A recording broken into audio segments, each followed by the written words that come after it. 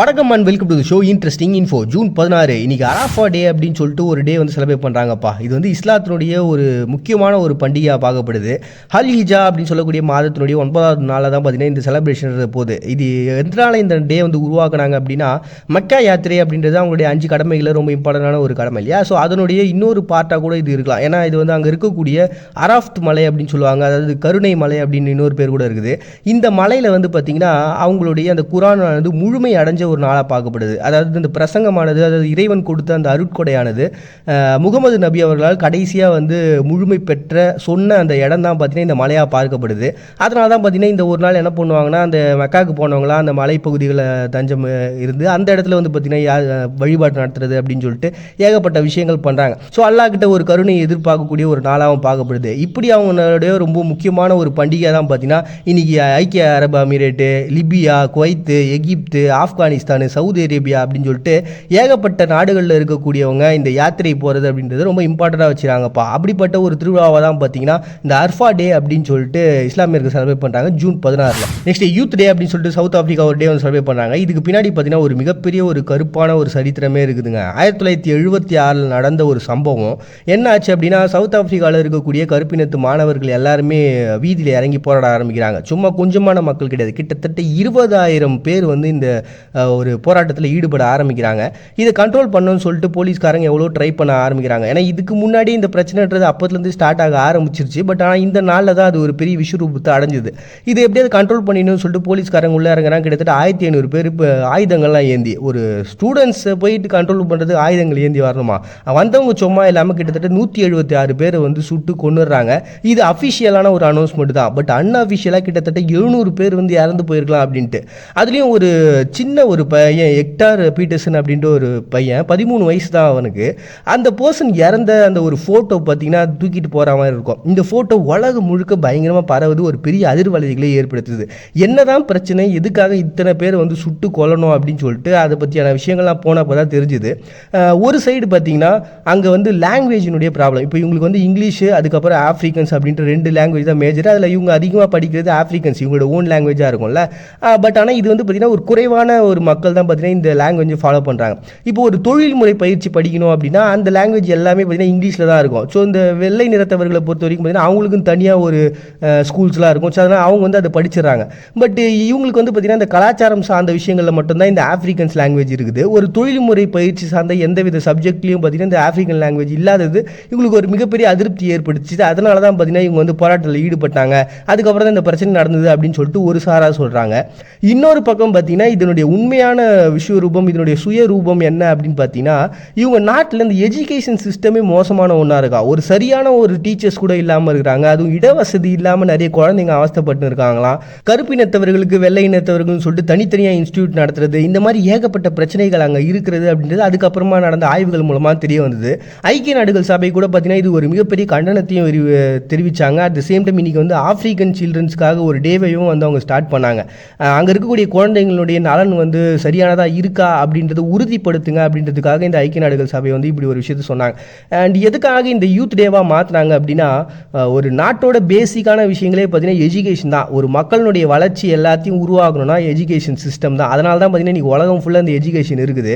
அப்படிப்பட்ட அந்த எஜுகேஷனை எங்களுக்கு தரமாக கொடுக்குறதுல உங்களுக்கு என்னடா இருக்குது அப்படின்னு சொல்லிட்டு கோவப்பட்டு அந்த இளைஞர்கள்லாம் கொதிச்சு எழுந்த அந்த நாள் இருக்கு இல்லையா.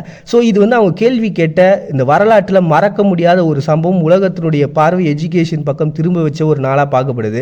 ஸோ அதனால தான் பார்த்தீங்கன்னா இன்றைக்கி யூத் டே அப்படின்னு சொல்லிட்டு செலிப்ரேட் பண்ணுறாங்க South Africa June 16. Next world sea turtle day அப்படின்னு சொல்லிட்டு ஒரு டேங்க. இன்றைக்கி உலகம் முழுக்க பார்த்தீங்கன்னா கிட்டத்தட்ட 7 வகையான ஆமை இனங்கள் வந்து கடல் ஆமை இனங்கள் இருக்குது.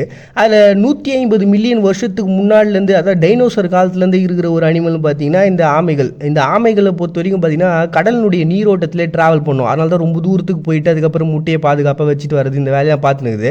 ஆனால் அப்படி பாதுகாப்பாக அது வச்சாலும் அதையும் தேடி போய் நம்ம முட்டையை வந்து எடுத்து சாப்பிட்றது அப்படின்னு சொல்லிட்டு ஒரு கேங் சுற்றின்னு இருக்கான். அதான் நம்ம ஆண்மைன்னு சொல்லிட்டா போதுமே, எந்த அனிமலாக இருந்தானே அறுத்து சாப்பிட்றதுன்றதே வழக்கமாக வச்சுக்கிறாங்களே. ஸோ அப்படி இதனுடைய இடங்கள்லாம் அழிஞ்சு போயிட்டுருக்கு. இந்த மாதிரி கடலினுடைய மாசுபாடு இது ஒரு பக்கம் பிரச்சனையாக போயிட்டுருக்கு. ஸோ இந்த மாதிரி காரணங்களால் பார்த்திங்கன்னா நிறைய ஆமை இனங்கள் அழிஞ்சிட்டு வருதான். அதுவும் இந்த ஜெல்லி மீன் மட்டுமே சாப்பிடக்கூடிய ஹெக்கிஸ் ஃபிஷ் கடல் ஆமைகள் சொல்லிட்டு ஒன்று இருக்குது. இது வந்து அந்த ஜெல்லி ஃபிஷ்ஷை வந்து அதனுடைய இனப்பெருக்கத்தை கண்ட்ரோல் பண்ணுறதுக்கு இந்த ஆமைகள் ரொம்ப இம்பார்ட்டண்ட்டாக இருக்குது. ஏன்னா இதனுடைய உணவு இது மட்டும்தான், வேறு எதையும் சாப்பிடாதான். இப்படி அபூர்வமாக அதிகமான ஆமைகள்லாம் இருக்கக்கூடிய இந்த காலகட்டத்தில் இது வந்து அழிஞ்சிட்டு வர்றது அப்படின்றது ரொம்ப பெரிய கவலைக்கிடத்தை ஏற்படுத்துச்சு.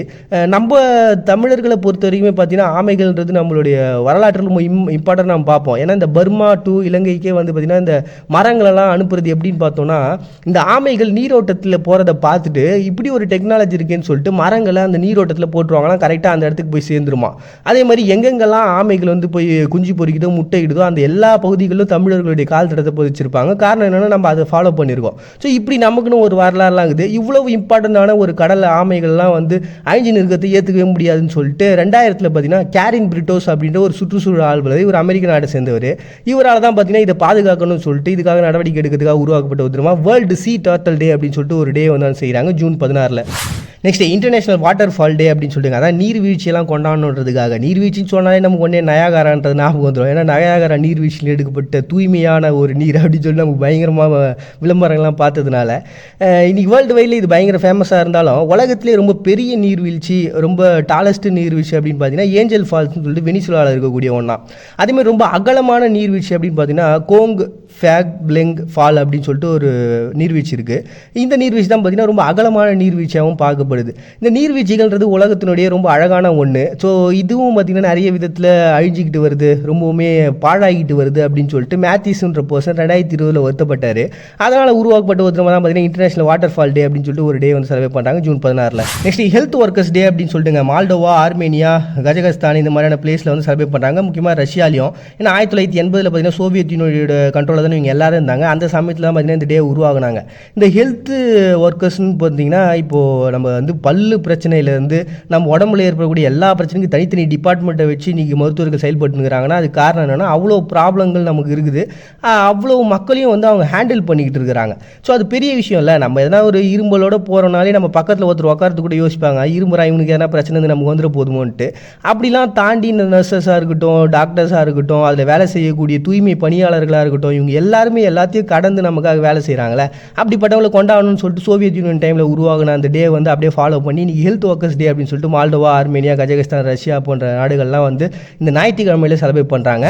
நெக்ஸ்ட் கிர்கிஸ்தானில் வாட்டர் ஒர்க்கர்ஸ் டே அப்படின்னு சொல்லிட்டு ஒரு டே செலிப்ரேட் பண்ணுறாங்கப்பா. இது வந்து 1995 உருவாக்கி இருக்கிறாங்க. ஆல்ரெடி இந்த நாட்டுக்கு நம்ம ஏவிலியேட்டர்ஸ் டே அப்படின்னு சொல்லிட்டு ஒரு டே பார்த்துருப்போம். சரி, இந்த விஷயத்துக்கு வருவோம். இவங்க நாட்டை பொறுத்த வரைக்கும் பார்த்தீங்கன்னா உலகத்தில் 25வது மிகப்பெரிய லேக் இவங்க நாட்டில் தான் இருக்குது. இதனுடைய கிளைகளாக 3000 ஏரிகள் இருக்குது. இது எல்லாத்தையும் கண்ட்ரோல் பண்ணி விவசாயத்துக்கு ஒரு சைடு, மக்களுடைய தேவைக்கு ஒரு சைடுன்னு சொல்லிட்டு எல்லாத்தையும் அனுப்பணும்னா அதுக்கு எவ்வளோ பெரிய பம்பிங் ஸ்டேஷன்லாம் தேவை, அதில் வேலை செய்யறதுக்கு எவ்வளோ ஆட்கள் தேவை. ஸோ இது எல்லாத்தையும் மெயின்டைன் பண்ணுறது பெரிய விஷயம். ஸோ அப்படிப்பட்டவங்களெல்லாம் கொண்டாடணுன்றதுக்காக தான் இதை உருவாக்கிறாங்க. ஏன்னா அவங்க நாட்டினுடைய காலநிலை அந்த மாதிரி இருக்குது. அதனால் உருவாக்கப்பட்ட தினமாக தான் பார்த்தீங்கன்னா இன்றைக்கி கிர்கிஸ்தானில் வாட்டர் ஒர்க்கர்ஸ் டே அப்படின்னு சொல்லி செலிப்ரேட் பண்ணுறாங்க ஜூன் 16. நெக்ஸ்ட் அர்ஜென்டினாவில் இன்றைக்கி இன்ஜினியர்ஸ் டே செலிப்ரேட் பண்ணுறாங்க. ஆல்ரெடி இந்த டே பார்த்துருப்போம், இவருடைய பர்த்டேக்காக இந்த டே வச்சிருப்பாங்க. பட் இன்றைக்கி வந்து என்னன்னா இவர் ஃபஸ்ட் டைமாக அந்த இன்ஜினியரிங் கோர்ஸில் போய் ஜாயின் பண்ணார். லூயிஸ் ஹெர்கோ அப்படின்ற ஒரு பர்சன். ஏன்னா இவங்க நாட்டினுடைய முதல் பொறியியலாளர். இவர் வந்து வெள்ள கட்டுப்பாட்டுக்காக நிறைய ஒர்க் பண்ணியிருக்காரு. அட் த சேம் டைம் 120 ரயில் பாலங்களை கட்டியிருக்கிறாரு. நிறைய துறைமுகங்களை உருவாக்கிறாரு. இவங்க நாட்டில் ரொம்ப இம்பார்ட்டண்ட்டான பிளேஸ்லலாம் இவரோட பேர் கண்டிப்பாக இருக்குங்க. ஏன்னா அவங்க நாட்டோட டெவலப்மெண்ட், இன்ஜினியரிங்கான முக்கியமான டெவலப்மெண்ட்டை கொடுத்த பர்சனே பார்த்தீங்கன்னா இந்த லூயிஸ் ஹெர்கோன்ற பர்சன் தான்.